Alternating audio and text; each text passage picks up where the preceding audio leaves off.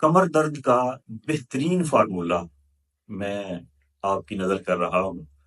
اس سے انشاءاللہ تعالی کمر کا درد بلکہ جسم میں کہیں بھی درد ہوگا اور کمزوری، ویکنس، کیلشیم کی کمی ختم ہو جائے گی اور خاص طور پر کمر میں درد نہیں رہے گا.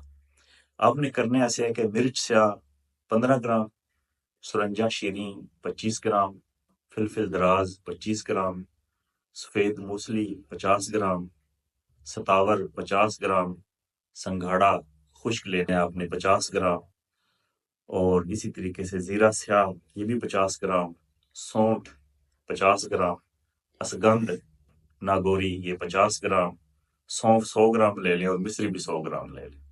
اسی وزن میں یہ چیزیں لے کر ان کا سکوپ بنا لیں اور یہ ایک پورا سکوپ بن جائے گا. 1 چمچ صبح و شام آپ نے یہ دودھ کے ساتھ استعمال کرنا ہے. اس سے ایک تو کمر کے اندر جو